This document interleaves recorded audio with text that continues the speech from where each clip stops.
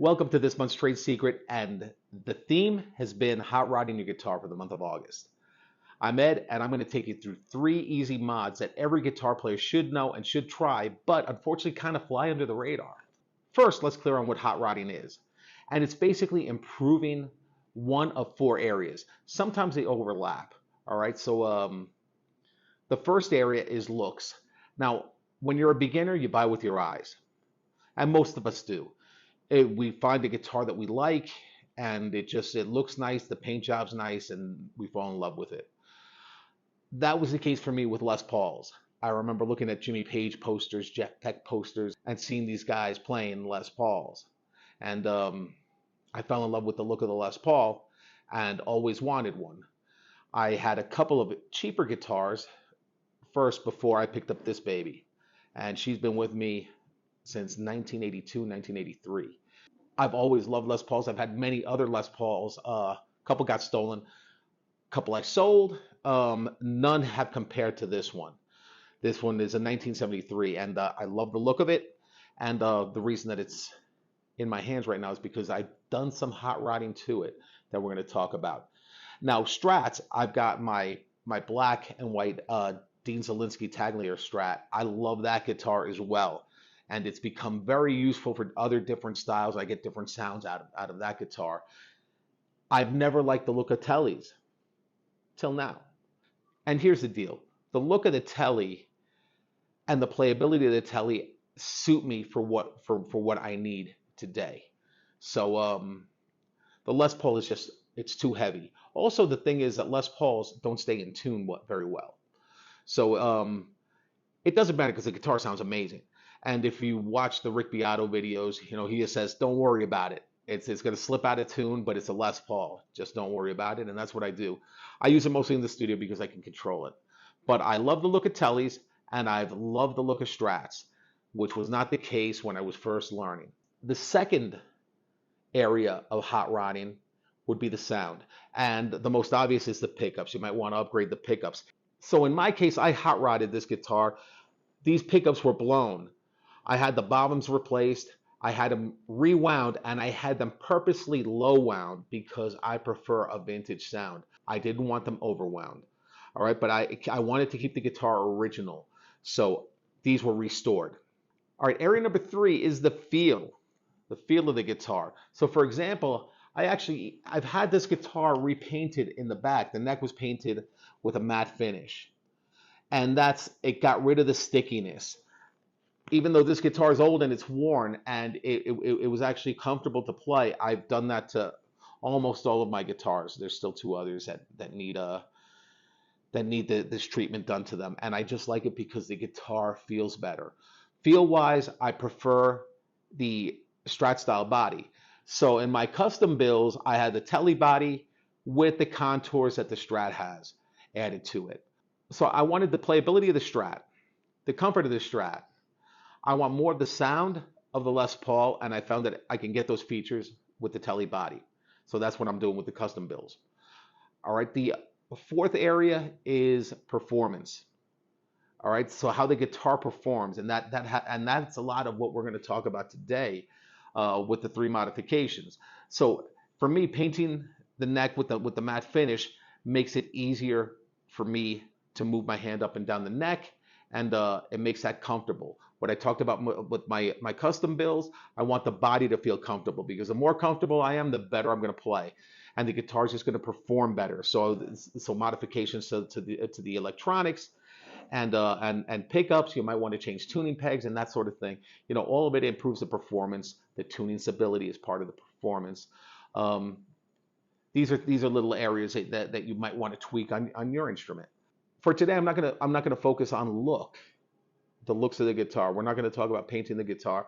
We're going to talk about performance areas of comfort that could also affect the sound.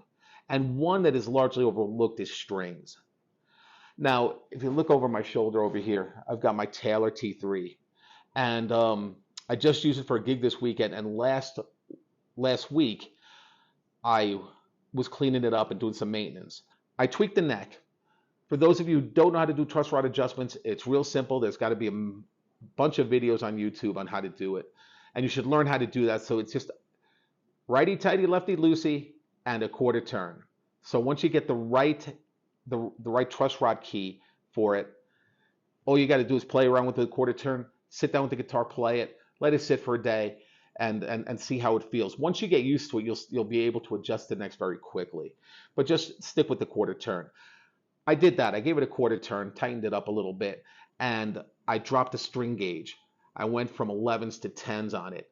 Guitar played like a dream. It performed like a dream. And also, I'm going to plug the Rick Beato videos again. Rick did a video on going down in string gauges, and again, going back to the warmth and punch that I want, I was getting the warmth, I wasn't getting the punch. The thicker strings are a little bassier. So they have the warmth and they have the body, but you may compromise some of the punch. So you want to find the strings that will work for you.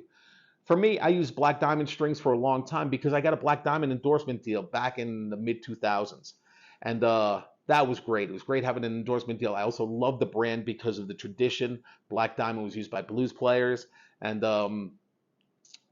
it was great, but I got dropped.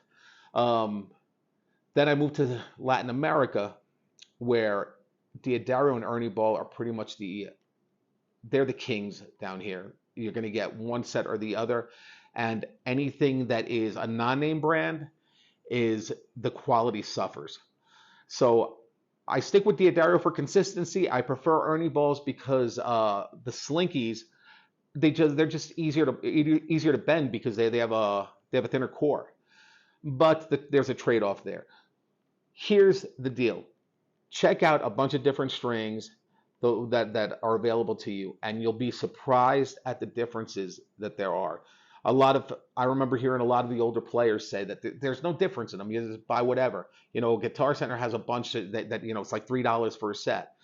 Yeah, they don't last as long. They're corroded. The lengths are off. Their factory seconds is basically what they are. And it will affect the performance. It will affect your performance, your comfortability level. Don't overlook strings. That's an easy mod. It's something that you're using all the time. If you're not hard set on the strings that you're using, start checking out some other ones. Check out different gauges. Check out different brands. All right, mod number two, picks. I was 6 years into my playing journey when I found the pick that I've been using for the last 40 plus years. No, almost 40 years. Just under 40 years, actually. This is a little bad at math right there. But I started out with the standard picks of Fender Medium. When I was learning, I found that I was very clumsy with it. No one showed me how to hold a pick. I ended up holding a pick with 2 fingers. I use a 2-finger grip. I did not know that at the time. It was just what felt comfortable to me. Then I discovered that there was a 3-finger grip and there was a jazz grip, and I tried all 3 of those. It turns out that the 2-finger grip for me works. And if you see, I've got fingernails because I play finger style. Now, for tonal characteristics, I will swallow the pick and use my fingers. Also, you see this nail is worn out because of my 2-finger grip and rubbing against the strings. It just wears out.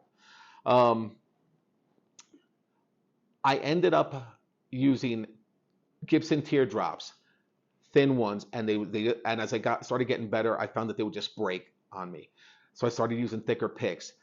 Today, I don't like thin picks. I don't feel like I can control them, and also that little flappy sound gets picked up by the pickups. So I don't like that. I've been using Jazz 3s, like I said, for almost 40 years. I like the size of this. Now, here's the thing, is that when I finally started getting used to pick sizes, I was a freshman at Berkeley, and I was sitting in front of the dorms, and with sandpaper and a regular pick that I was filing down to this size. And one of my friends was looking at me, and he said, "What are you doing?"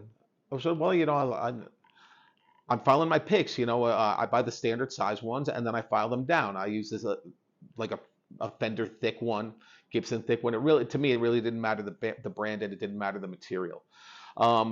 Today, I use these guys, but I prefer the Dunlop ones, the red ones. You've seen them, the red Jazz 3s. I like the material. I like the way it feels. They never slip. These tend to slip because under the lights it ends up getting really sweaty, and this material slides. I keep them around because it's always nice to have extra picks in case you need one. I keep them in the glove box of my car. But he sticks his hand in his pocket and he pulls out a Jazz 3, a red Jazz 3, and I fell in love with it. I was like, that's perfect. That's exactly what I'm looking for. He goes, yeah, they make these. It's Dunlop Jazz 3. That's the size. And I went to the store, bought them, and I've been using them ever since. Now, I have tried also different materials. I've tried them out of stone. I was given a silver pick once. It was like a $30 silver pick. And the different materials make a difference. Make a difference in the tone, and they also slide off of the string differently. So you need to get used to the feel of the way that they respond. And you know, it was funny because my first teacher said that. He goes, there's a jar of picks that we sell here at the store, and for like $2 you can just grab a handful. So you know, I stuck my hand in, grabbed a handful, and that's where I ended up with the little teardrops. He didn't have any Jazz 3s in there, and then I was kind of fumbling around for years until like I said, my buddy showed me the Jazz 3. So don't overlook the pick size. And finally, number 3, the third mod, if you will. And this has to do with the sound, but it does not have to do with the guitar. You'd be surprised what swapping out the speaker cone will do. I've tried different speakers, and I love the Celestion Vintage, the Celestion Greenbacks. I've also tried the Eminence speakers. They have a Texas Jack one. They also have like a Vintage 60 that just works great. Now, for example, the Vintage 60 I will use with for my clean sounds. The Texas Jack, I use that for the overdriven sounds, but I have that all in one speaker cabinet. I also have Celestions in my Egnator, and I have a Celestion in my Power Engine because I like the sound. I like the way that those respond. They work great for overall. So here's the deal. If you like your sound, but there's just something missing that you can't get with the EQ, you can't get it with the compressor, you just can't sculpt it right in, try the speaker. Now, the speaker's going to cost you some bucks. It takes about 10 minutes to pull one out and pop another one in, even if you don't know what you're doing. If you're using digital multi-effects pedals, use custom IRs.